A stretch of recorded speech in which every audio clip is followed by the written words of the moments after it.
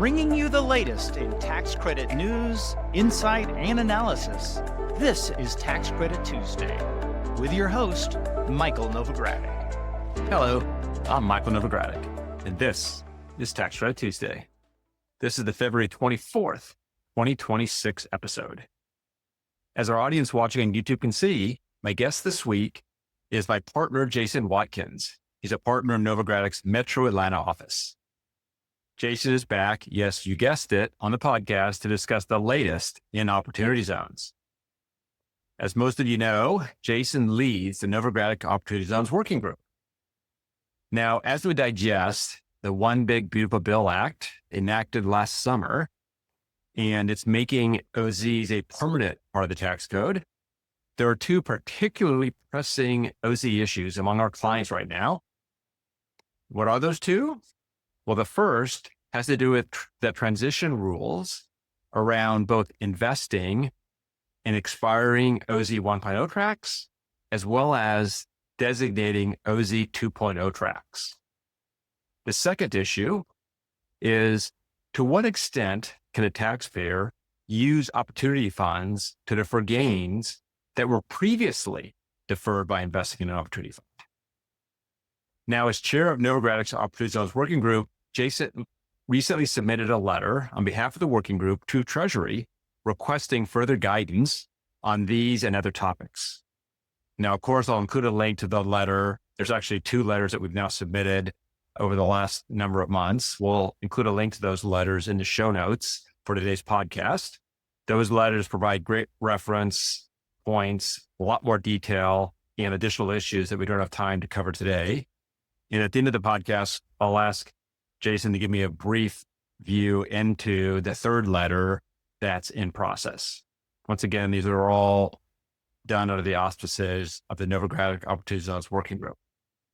As you can probably guess, we have a lot to discuss. So if you're ready, let's get started.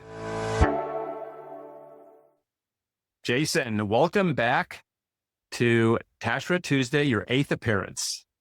I know it's hard to believe it's been 8 times already, but happy to be back. No, it's great to have you back. And for those wondering when your last appearance was, it was in October. And there we talked about the designation process of OZ 2.0 tracts.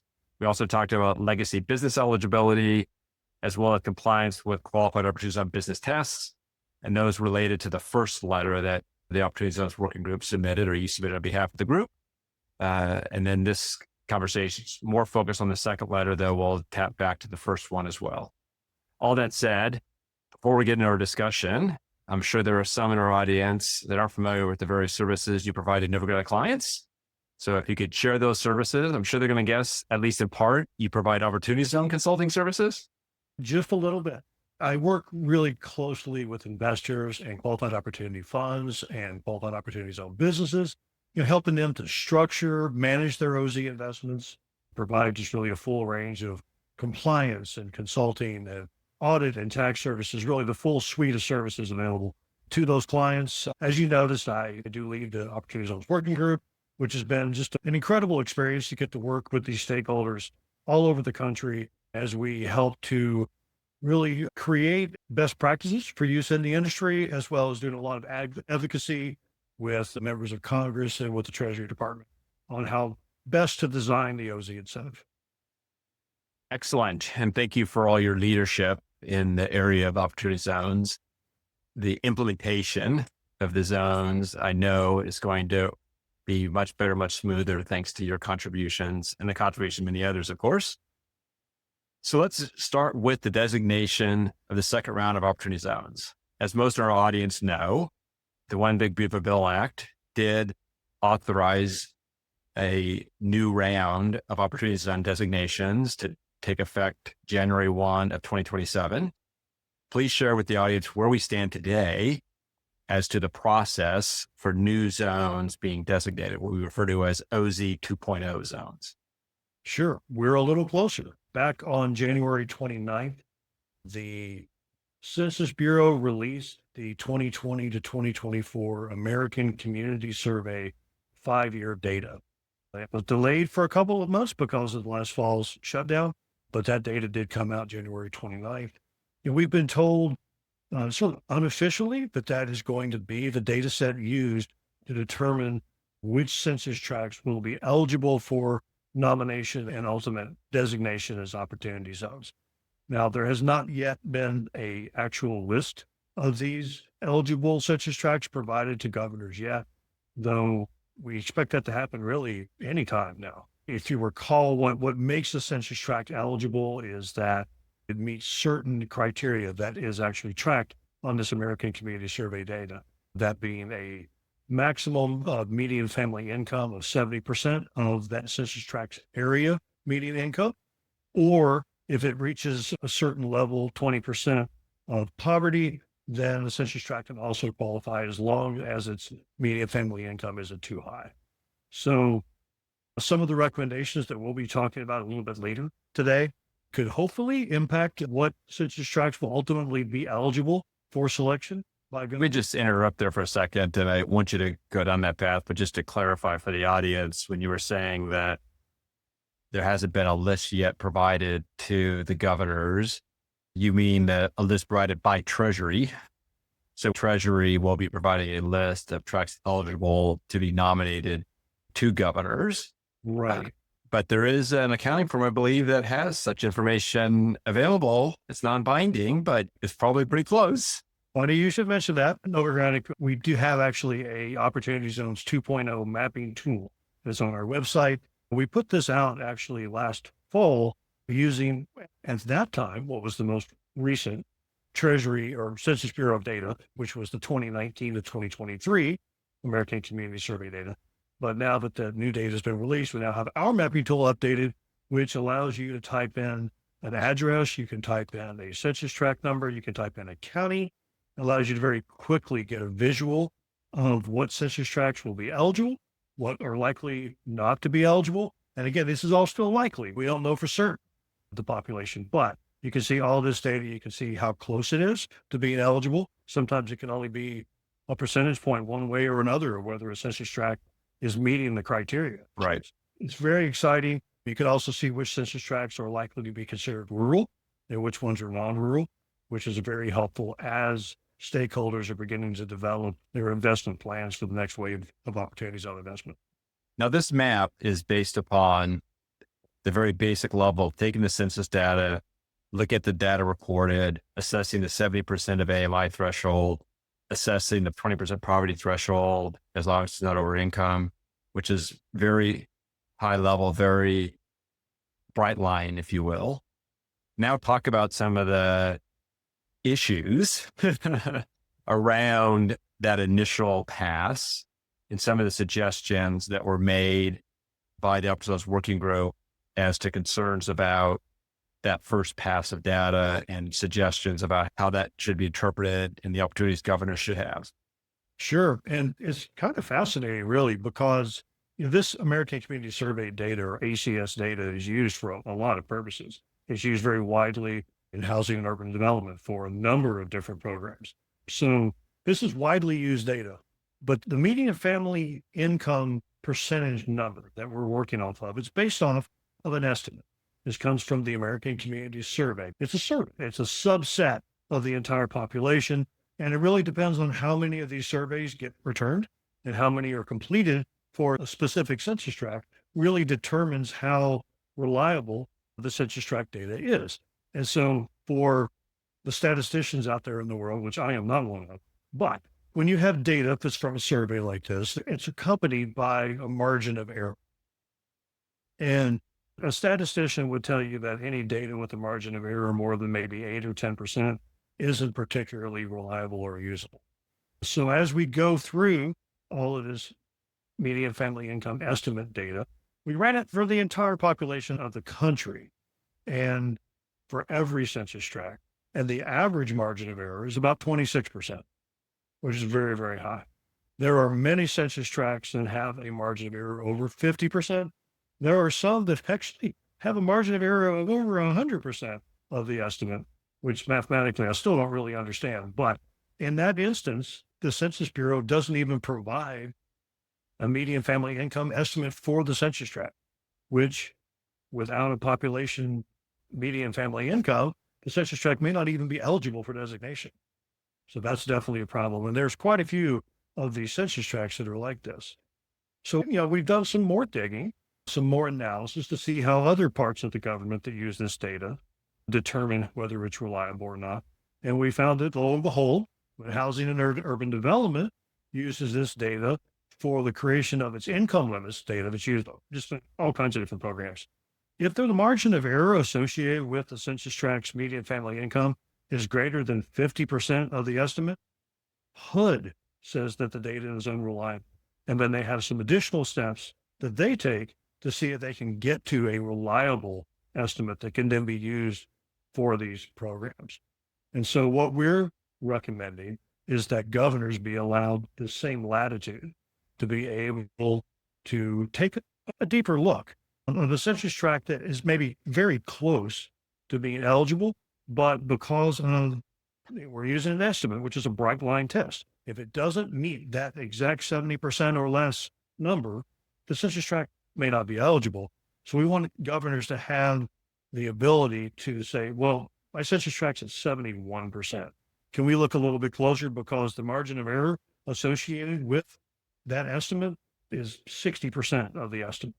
And so we doubt the reliability of that data. We would like governors to have the chance to be able to make another argument using other data points to be able to demonstrate why that census tract should be included as eligible for designation. So thank you for that. And I would just add that when you think of the fact that there's roughly 84,000 census tracts, something like that. Right. And when you're doing a sampling across 84,000 tracts, it only stands to reason that some of those tracts would have much wider response rates than other tracts, just because the law of averages and the law of big numbers, if you will. So it's certainly not surprising that there's a margin of error. The question, of course, becomes how do you deal with the margin of error? And I really like the working group's recommendation that, all Treasury really has to do. We have a couple of recommendations in there. I don't want to go into all the recommendations in detail. I encourage the audience to go and read the letter and look at the various options provided, but just generally giving the governor the right to make a case for why a tract should be deemed to qualify. Just leaves it open for Treasury to then be able to look at the governor's case and decide if they have a better data source. And not to get too wonky, but we are accountants. The general approach here is to use the ACS data to determine the number of tracts a governor can nominate. And then if they want to nominate a tract that wouldn't technically be eligible under that data, they have to make a case or fall under one of the other examples that we provide in the advice. It's not an iterative calculation. Where you have more eligible tracts, so you can select even more zones.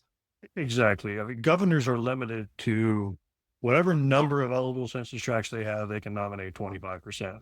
Right. So we're not saying that governors should be able to argue and increase that overall population so that their 25% is more census tracts. Right. I'm not saying that at all. I think it should still be limited to the number originally from this first pass at the data, but that for the long-term designation that they then be allowed to do some additional research about a particular census tract and then present a case to Treasury. And I'm glad that you mentioned the long-term designation. This will be a 10-year designation. So it is something that has real meaning. And, there could be a governor that is there for one term that never gets a chance to nominate tracts, or even they could be there for 2 terms. And even 2 terms. This is probably a one-time only experience for these guys. So we want them to be able to make a really good selection of census tracts. We know there are going to be fewer, roughly 25% fewer overall opportunity zones. So we want the ones that are nominated to be as strong as possible. Now, another question I wanted to ask you about, and once again, I don't want to go too much into the weeds, but there is the question around zero population census tracts and whether or not a governor can nominate a zero population census tract. And obviously, we're not talking about a zero population census tract that's entirely part of a national park or something. We don't want that to be nominated. But you can talk about the issue around zero population census tracts. Yeah, these are typically, former industrial sites or brownfield sites that by their nature have no population. They have no poverty. because no one lives there. So because the eligibility for census tract designation as an opportunity zone is entirely dependent on either meeting a median family income number or a poverty number. If you have neither, then the census tract wouldn't even be eligible. And in many times, these are blights on a city that are going to require a lot of capital to fix. And an opportunity zone is a fantastic incentive to do that if governors are given that optionality to be able to designate these census tracts, which are often surrounded by low-income areas, just that because there's no population within the census tract itself, that it may or may not be eligible, likely will not be eligible without some additional flexibility given to governors through Treasury regulation. Well, and it's really an interpretive regulation because, as we mentioned in the letter, there are a variety of arguments about why they should be eligible. But certainly a zero population census tract doesn't have an income level above 70%. So quite literal reading would suggest that zero population census tracts should be eligible for nomination. It should be included in the list of zones eligible for nomination. Absolutely. And that's one of our recommendations, is that there just be a strictly literal reading. Right. And, it would be quite unfortunate if that does not end up being the approach that Treasury takes. I mean, there have been also the Rust Revitalization Act, which specifically was going to make these types of census tracts eligible as opportunity zones. So there's certainly been a push before, but we think it can be done via regulation as well. Right. And I would just say right through interpretive regulations, because it's really an interpretation question of the statute. Agreed. So as we're talking about the designation of new zones, which, as I mentioned, would be investable as of January 1, 2027, we have the existing zones, the 2018 zones, if you will, the OZ 1.0 zones, if you will, and where we stand with their expiration. Please explain to the audience. Once again, they can go back and listen to the podcast from last year. We went into it in more detail, but I sort of feel like we can't talk about OZ 2.0 tracts without at least touching upon OZ 1.0 tracts and for how long they'll be investable. Sure. And that's a huge, important point to note, because we have a one-time 2-year overlap in opportunity zones. So the 1.0 era, the TCJA era, the 2018 opportunity zones are good for 10 years. They're good through the end of 2028. That was in the original statute. The opportunity zones 2.0, the One Big Beautiful Bill Act era, those are also good for 10 years, starting January 1st, 2027 through the end of 2036. So for all of 27 and all of 2028, there are expected to be 2 sets of opportunity zones, each of which should be eligible for investment. Now, that's our interpretation.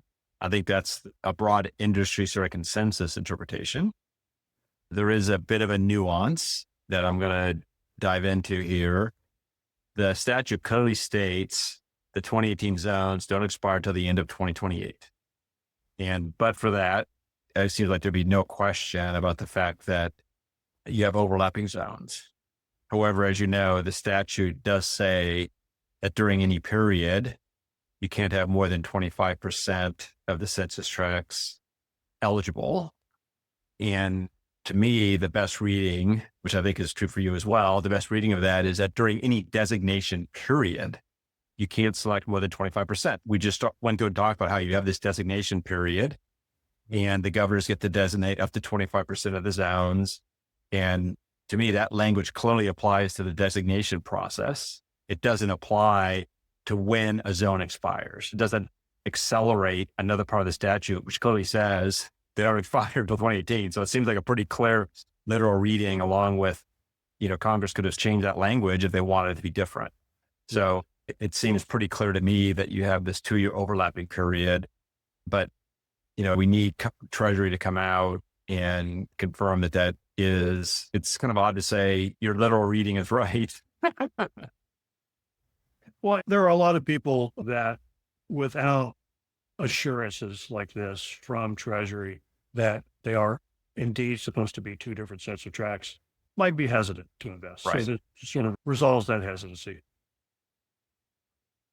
So the other area I wanted to cover has to do with gains that are going to be recognized between now and December 31, 2026 that are attributable to gains previously deferred by investing in an opportunity fund, and to what extent those gains can be invested in a new opportunity fund and get an additional deferral of those gains. And that's a simple question that does not have a simple answer. So please enlighten our audience. Sure. So the important phrase to understand here is an inclusion event. And let me explain what that means. In fact, we'll talk about gains in general that happen in 2026, either just from a sale of the stock or a business, as well as inclusion events, and then what is ultimately eligible to be invested on or after January 1st, 2027. So I'm going to just interject there. When you say on or after January 2027, some of these gains could be invested in 2026. It's just you only defer till the end of 2026. right, it's So very the point important. is, go ahead. Yeah. So let's say that you're an investor that has a capital gain that you've received from a pass-through entity. So you own a partnership, or you're a partner in a partnership that sells something, and you have a capital gain event from that. You have some optionality as to when. Remember, you have 180 days to invest into a qualifying opportunity fund and defer that gain. But if the gain is coming from a pass-through entity, you have optionality as to when that 180-day period starts. It could start today. Let's say we sold something today. You could say, I'm going to start my period today, and you can go ahead and invest it. You have 180 days to do that. You can also choose the last day of the pass-through entity's tax year, which typically would be December 31st, or you can choose the due date without extension of that pass-through entity's tax return, which is typically March 15th of the following year. So you have 3 different dates that you can start your 180-day period. If you choose one of the latter 2 that I went over, that puts you into 2027 for a gain recognized today in a partnership. If you took the first option and invested 188 days from today, then that gain would only be deferred to the end of this year, and then it becomes taxable. You're also going to pay the capital gains taxes on 100% of that gain, because there won't be any 5-year basis step up available. But if you can wait and choose one of those latter 2 dates and make your investment into the fund sometime in 2027, then there'll be a 5-year deferral period before your taxes will become due. And at the end of that 5-year deferral period, 10% of the originally deferred gain will be tax-free in the case of a non-rural investment. And then if the investment happens to be into a qualified rural opportunity fund, then 30% of the originally deferred gain is now tax-free. So there's a lot of incentive to be able to wait until 2027. But it's important for investors to know what their options are. Now, your original question asked about gains that had previously been deferred. So that's sort of an interesting subtopic within this whole thing. Yes. Because if the gain is recognized prior to December 31st of this year, the only way that can happen is through an inclusion event. And an inclusion event means that for one reason or another, the gain is no longer invested into a qualifying opportunity fund, or the investor has received all their original investment back. That can happen from several different ways, but an inclusion event is a gain recognition event that sets a new date on the gain. So even though maybe you deferred the gain in 2021, if you have an inclusion event on some date in 2026, that date in 2026 becomes the new date of that gain. And there's actually an example in the regulations that runs through this for a previously deferred gain that had an inclusion event, which then gave that investor the opportunity to reinvest and redefer that gain through an investment into a qualified opportunity fund. So if one of these inclusion events happens in the second half, generally the second half of 2026, then that investor could have at least 180 days. You have 180 days to reinvest. If that 180-day period crosses over into 2027, then the investor could then re-defer that original gain by investing the cash again into a new opportunity fund and then be eligible for the Opportunity Zones 2.0 benefits. Very well explained. I appreciate you sharing that. And then the secondary question to that is, if the gain is recognized on December 31, 2026, then it's conceptually not a inclusion event gain. It's just part of the operation of the statute. And that ends up being a little bit more cloudy as to whether that you can or can't defer that gain. And I assume you believe getting some guidance from Treasury as well, you could defer that gain by investing in the opportunity fund would be helpful. Oh, very much so. I think a lot of investors would like that ability to be able to re-defer that gain, which, from a policy standpoint, it would inject a tremendous amount of cash in opportunity zones early in 2027. And there are statutory arguments that would suggest you cannot. There are arguments based on the regs that would suggest that you can. And I'll spare our listeners the arguments on both sides of that. But they can sign up and join the working group and participate in some of those discussions. I did mention at the beginning of the podcast that once we got through some of the key aspects of the most recent letter, I'd ask you to share what's going to be included in our third letter. And just to refresh our audience who didn't listen to or watch the October podcast when you were on, the idea is we have three letters. One was where we wanted immediate guidance. The second letter had to deal with implementation or of the new zones or the whole designation of the new zone issues, which is the principal focus of today's podcast. And then the third has to do with more general regulatory matters around opportunity zones, that when the initial set of regulations were stood up, it was a Herculean task that I'm still just amazed at how rapidly the IRS and Treasury were able to stand up these regulations, because opportunity zones cuts across all aspects of the tax code, from international tax, estate tax, trust, corporate, consolidated. I could go on. And to be so far reaching, it was quite a Herculean task. And now there are many areas where we'd like to see certain initial conclusions or lack of conclusions or preamble statements to be revisited at a much more targeted, nuanced level. So if you want to just talk about, there's so many of these issues that we're working on in the working group, but if you just toss out, I wouldn't even say the top five, just toss out a handful of ones that are meaningful.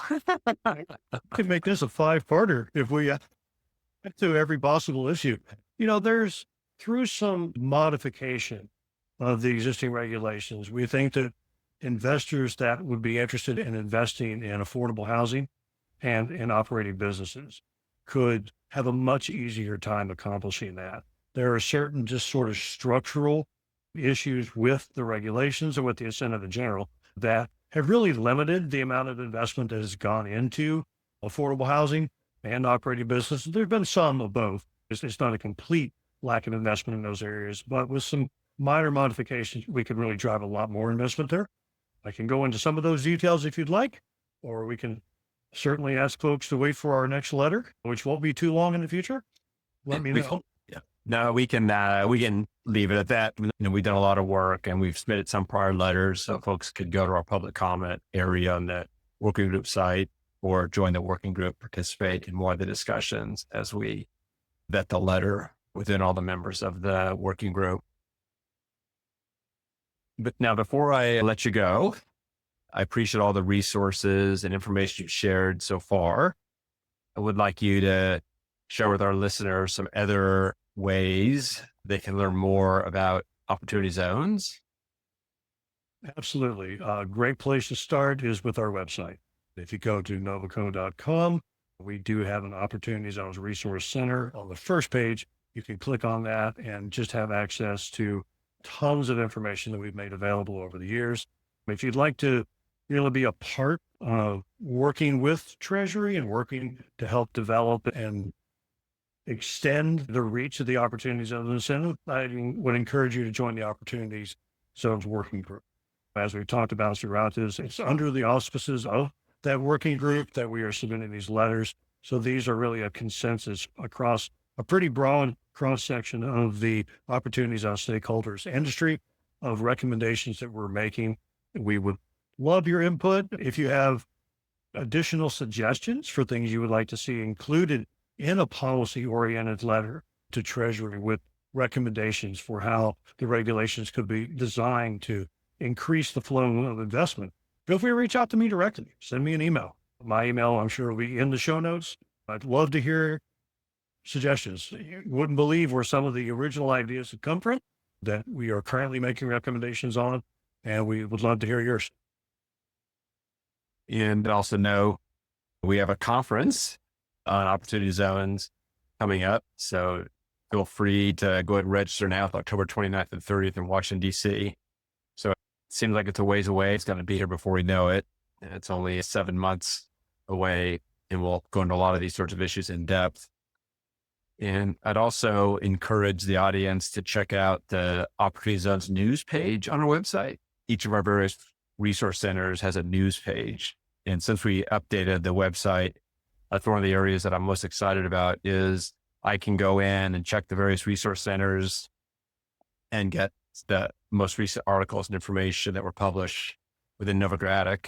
And it's a nice way for me to stay abreast of all the work that's done in Novogradac, because there's a lot of different service areas and a lot of work that different partners and principals and managers and seniors and staff and our whole marketing team and publishing team are putting together. So it's a great resource. I encourage the audience to check that out. And something tells me, Jason, that it's not going to be very long until you're back on the podcast again.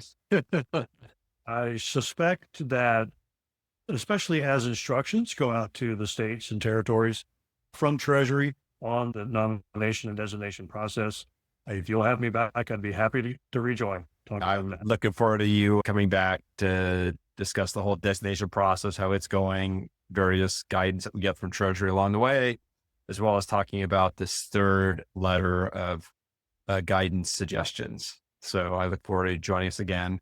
But do stick around. Don't leave just yet, because I want to get your shout out on the off mic section. Before we do that, every week I like to encourage our audience to subscribe to the podcast on whatever platforms you get your podcasts.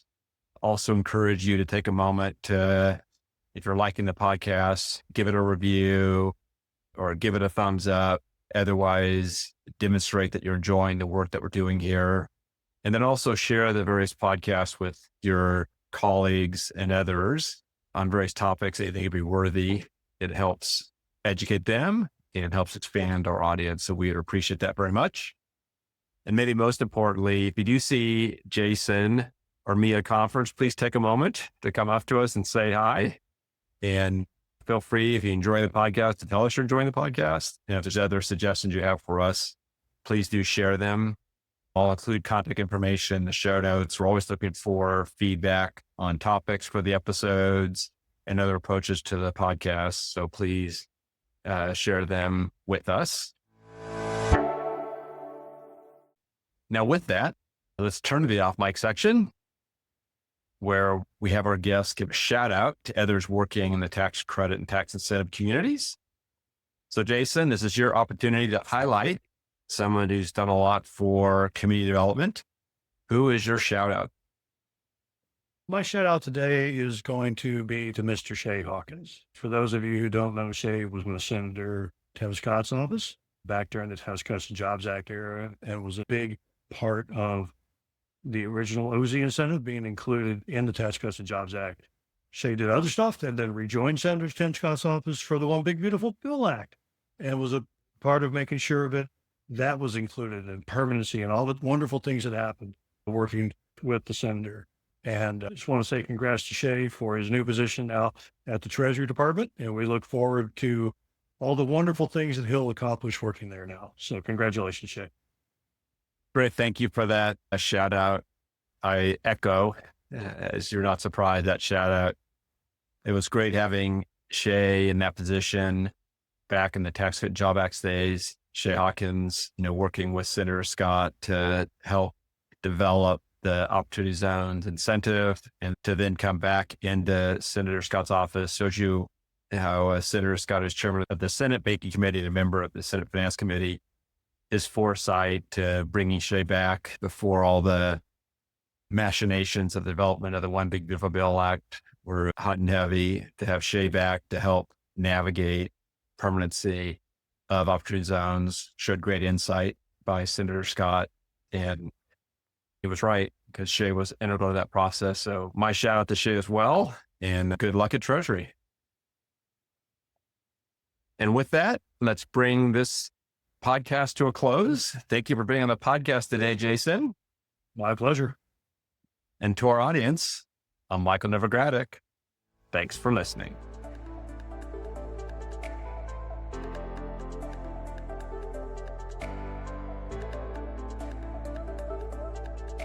This weekly podcast has been brought to you by Novogradac. Archived podcasts are available online at www.novoco.com/podcast, or by subscribing to the Tax Credit Tuesday podcast in iTunes, Spotify, YouTube, and Radio Public. You can find related links referenced in this podcast on our website at www.novoco.com/podcast. Novogradac is a national certified public accounting and consulting firm with offices nationwide. Learn more about our professional services at www.novoco.com.